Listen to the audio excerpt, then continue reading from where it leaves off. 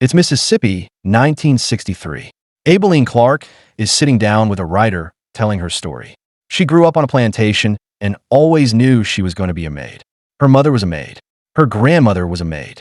It was just expected. Over the course of her life, she's taken care of 17 white children, raising them like her own, while her actual child had to be looked after by someone else. Right now, she's working for the Leafold family. The wife, Elizabeth, is a socialite who barely pays attention to her little girl, May. So Abilene ends up doing most of the parenting, earning just 95 cents an hour. This whole book idea really starts when Skeeter Phelan comes back home after graduating from college. She had tried to get a job at a big publishing house in New York, but they told her she'd need to get some experience first. So now she's back in town, applying for anything she can find. She lands a small job at the local newspaper, answering cleaning-related questions in a housewife advice column for $8 a week.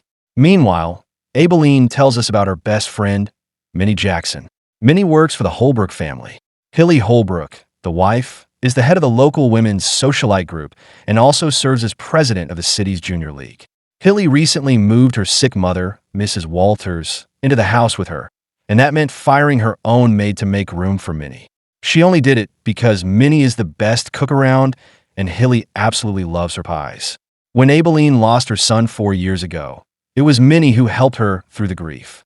Today, Hilly is hosting the bridge club at her house, so Abilene and Minnie are in the kitchen together, which give them a chance to catch up and gossip while they work.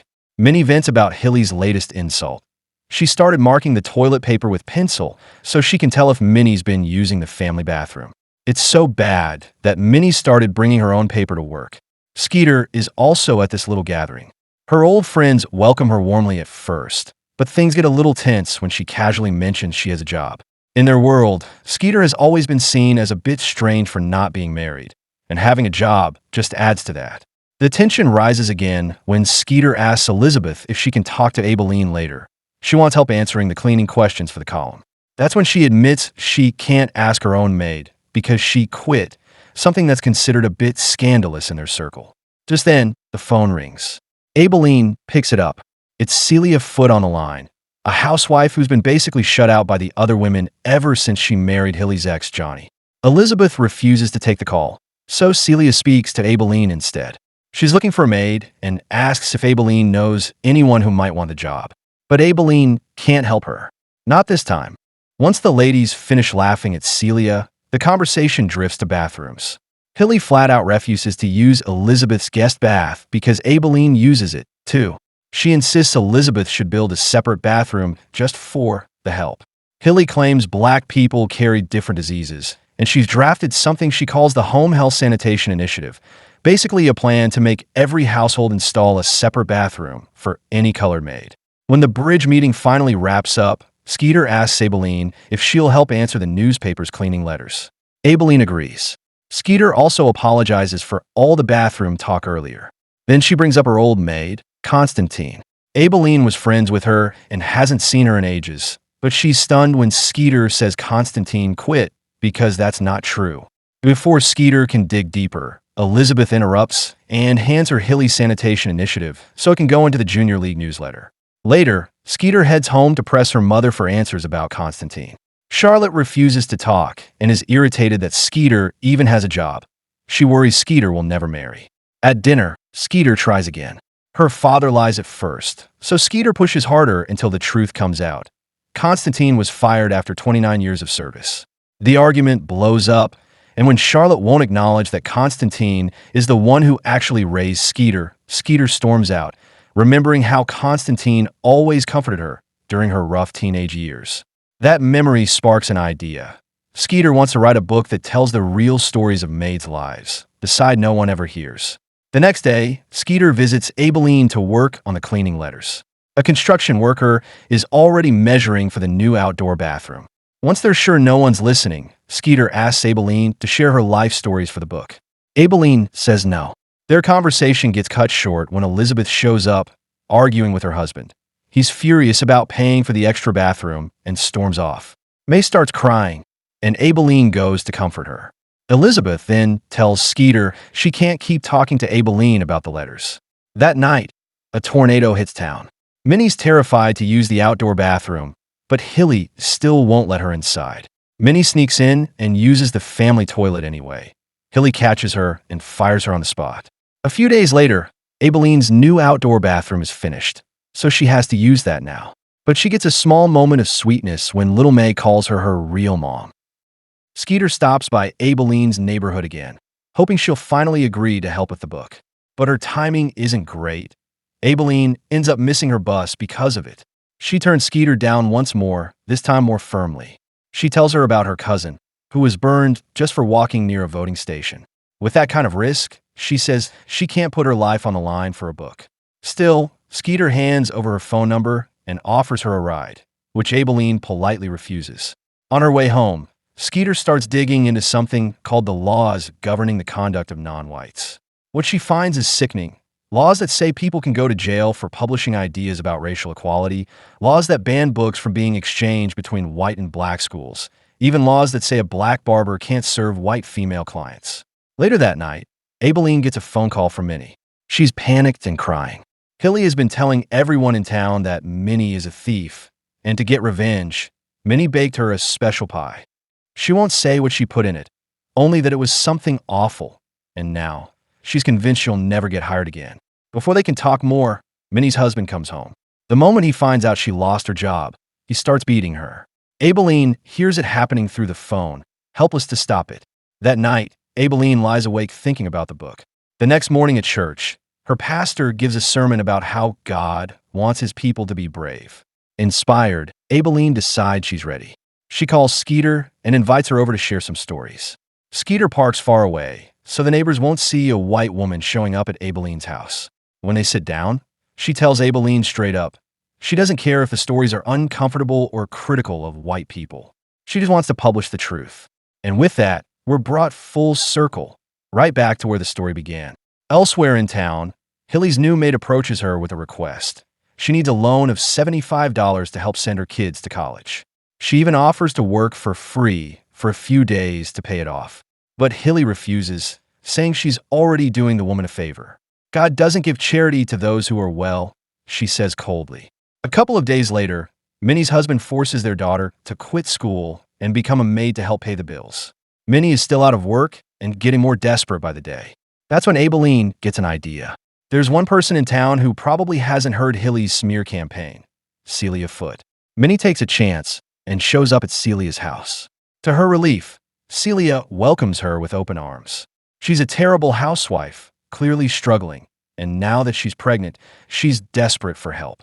Celia offers Minnie the job on one condition, that she doesn't tell her husband, Johnny. Minnie agrees. Back at the next junior league meeting, Hilly proudly announces that her health initiative has been sent to the governor. She reminds Skeeter she still expects it to be printed in the newsletter. Skeeter, who's been dodging the whole thing, lies and says she'll get to it soon. Meanwhile, the interviews with Abilene continue. Things start getting deeper.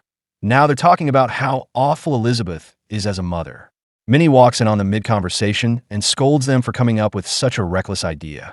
But it doesn't take long, just a few seconds, for her to change her mind. Soon enough, Minnie is sitting down and sharing her own stories with Skeeter.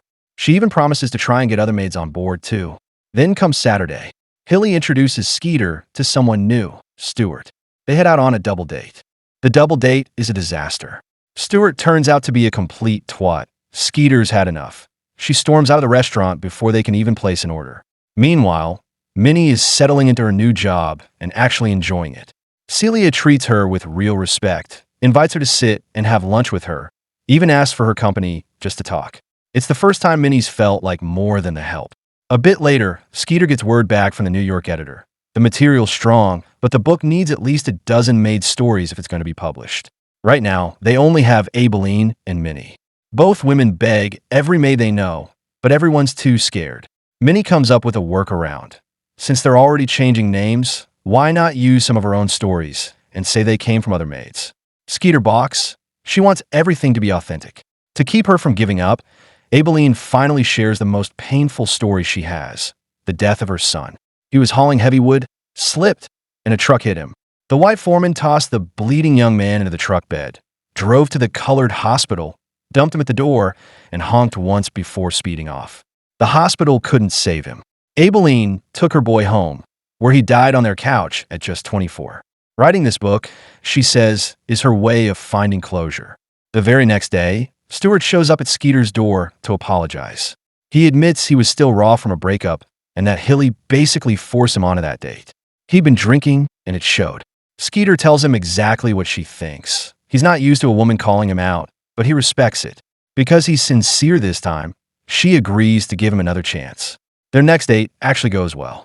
Stuart even admits he's been reading her newspaper column and thinks she's smart. Soon they're seeing each other for real. When Skeeter finally sits down to assemble the Junior League newsletter, she decides to slip in a little mischief. She tweaks a few words, turning Hilly's proud coat drive into a toilet drive. The day the newsletter goes out, Hilly wakes up to find her front yard littered with old toilets. Around town, civil rights leader Medgar Wiley Evers is all over the news, giving speeches for equality.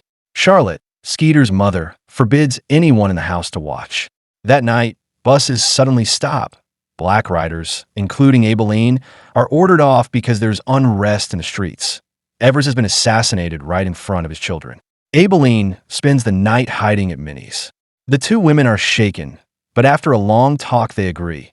They'll be extra careful, but they won't stop. The book has to go on. The next morning, Minnie walks in to find Celia bleeding in the bathroom. She's had another miscarriage. Minnie quickly helps her into bed and tends to her. While lying there, Celia opens up. She tells Minnie that Johnny only married her because she was pregnant, but that baby was lost just a month later. Since then, she's lost 3 more, including this one, but she hasn't told Johnny about any of them. She's terrified he'll leave her if he finds out. Minnie gently assures her he won't, that he'll get over it. Later, Celia quietly buries the baby in the garden beneath a plant, just like she did with the others. Meanwhile, something awful happens across town. Hilly's maid is arrested, in front of a whole group of other maids. She had found a ring under the couch while cleaning and, thinking it was forgotten or discarded, tried to sell it at a pawn shop. But the clerk got suspicious and called the police. That same day, when Skeeter shows up at Aibileen's house, she's stunned to find dozens of maids gathered there, finally ready to talk. The arrest earlier that morning was the last straw. One by one, they begin sharing their stories. Some are heartbreaking, others are infuriating. What hits hardest is how often they say the children they raised turned out just as cruel and ignorant as their parents. The next day, the Socialites throw another bridge club party, and Celia, still trying, shows up with a pie in hand. But the women all literally hide from her. They don't open the door. They don't speak to her. Celia leaves in tears. Back home, Minnie scolds her for trying to make friends with people like that. She tells her flat out that they hate her because she married Johnny. But Celia misunderstands. She thinks the women believe Johnny cheated on Hilly, when in reality, the relationship with Hilly was already over by the time Celia came into the picture. Celia makes up her mind. She'll clear things up during the big charity benefit event. Minnie doesn't think it's a good idea, but Celia distracts her by noticing the bruises on Minnie's body. She knows Minnie didn't just fall. Her husband put those marks there. Celia takes care of the wound while gently telling her she ought to hit him with a skillet and leave. But Minnie just shakes her head. She has children to think about.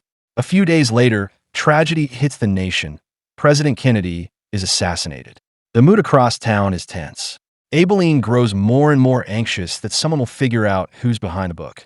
That's when Minnie decides it's time to reveal her insurance story, the awful thing she did to Hilly. It turns out the special pie Minnie gave Hilly wasn't just chocolate. It was made with Minnie's own excrement. And the worst part? Mrs. Walters watched her daughter eat 2 whole slices and couldn't stop laughing about it. Hilly was so humiliated that she sent her mother off to a nursing home. Aibileen and Skeeter both think putting that story in the book is too risky. It could reveal Minnie's identity. But Minnie disagrees. She says it's perfect protection because Hilly would never, ever let anyone find out what she really ate. She'll do whatever it takes to keep that secret buried. The night of the big charity benefit finally arrives. Johnny and Celia show up, and their presence alone makes everyone uncomfortable. While prizes from the charity auction are being handed out, a chocolate pie, Minnie's pie, gets assigned to Hilly. She hadn't even written her name down, but somehow, the pie finds its way to her. At the charity event, things take a turn when a very drunk Celia walks up to Hilly and tries to explain that Johnny didn't cheat on her. But in the process, she stumbles and accidentally rips the sleeve off her dress, creating a scene. Seeing things spiral fast, Johnny swoops in and tries to get her out of there. On the way out, Celia ends up throwing up on the floor. Once the event wraps up, Mrs. Walters grabs the infamous pie and takes it with her. Turns out she was the one who bid on it, using Hilly's name just to mess with her daughter for shipping her off to the nursing home. The next day, Celia is full of regret. She decides she doesn't belong in this kind of society life and tells Minnie she's thinking of leaving Johnny. But Minnie stops her. She tells Celia that if she walks away now, Hilly wins. And that's reason enough to stay and fight. Meanwhile, Skeeter's nearly finished with the book. All she needs is one final piece, Constantine's story. So she goes to her mother and demands the truth. Charlotte finally opens up. Months ago, she was hosting a Daughters of America luncheon. She'd just been appointed state regent, and everything had to be perfect. That's when Constantine's daughter Rachel showed up unannounced. She wasn't expected until the following week. Normally, Rachel came through the front door, but Charlotte told her to wait in the kitchen this time. Rachel didn't listen. She refused to go through the service entrance and insisted on seeing her mother. The other women at the luncheon weren't pleased, and under pressure, Charlotte gave in. She asked both Rachel and Constantine to leave. The next day, feeling guilty, she went to Constantine's house to bring her back. But it was too late. She'd already packed up and left with her daughter. Charlotte sent her son up to Chicago to try and talk to them. But the news came back. Constantine had passed away. Charlotte tries to apologize for what happened, but Skeeter walks out in tears. She visits Constantine's old, abandoned house, sits down with everything she knows, and writes the final story. Then she sends the manuscript off to the editor.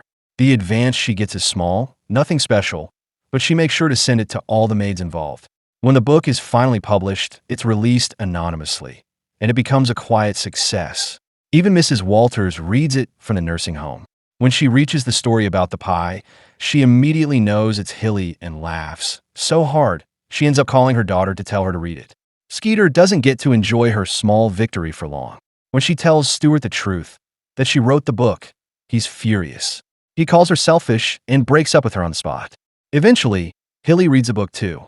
She panics and tries to shut down the rumors going around that the stories in the book might have come from their own town. But the final straw comes when she receives a check for her charity from Celia, made out to 2 Slice Hilly. That nickname sends her over the edge. Fuming, Hilly storms off to find Skeeter, just as Skeeter receives a letter saying she's been offered the job at the publishing company. Hilly shows up at Skeeter's house, furious, and threatens her with legal action over the book. But Skeeter stays calm. She reminds Hilly that in order to sue, she'd have to publicly admit she was the one who ate that pie. That shuts Hilly up pretty fast. Just then, Charlotte steps out and defends her daughter. She tells Hilly to get out of their house. After Hilly leaves in a rage, Charlotte turns to Skeeter and tells her she's proud of her. She congratulates her on the new job offer and thanks her for bringing courage back into the family. Meanwhile, Minnie gets scared when Johnny suddenly approaches her at the house. But he's not there to hurt her. He's actually there to thank her. Celia finally told him about the babies, and Johnny just wants to say how grateful he is that Minnie's been by her side. He admits he's always known Celia had help around the house, and since Minnie showed up, Celia has seemed stronger and happier. Johnny takes Minnie back to the house, where Celia is waiting with a homemade meal. She cooked it herself. Then Johnny offers Minnie a permanent job in their home. Minnie doesn't even hesitate. She accepts. That moment gives Minnie the strength she's needed for a long time. She finally gathers her children and leaves her abusive husband for good. Not long after, Minnie and Abilene go to church together. The entire congregation rises in a standing ovation. As a thank you for their bravery, the community presents them with a copy of the book. Every single member has signed it to make up for Abilene's name being left off the official cover. After the service, they bring the book to Skeeter so she can see what she's helped make happen. Skeeter admits something. She's not sure she could take the publishing job in New York. She feels guilty for stirring up all this mess, and then just leaving Abilene and Minnie behind. But the maids look her in the eye and tell her the truth. There's nothing left for her here. What she can do is go live the life she deserves. They convince her to go. The next day, Abilene returns from the grocery store and finds Hilly at Elizabeth's house. Hilly is accusing her of stealing some silver cutlery. Of course it isn't true, but Elizabeth listens and fires Abilene anyway.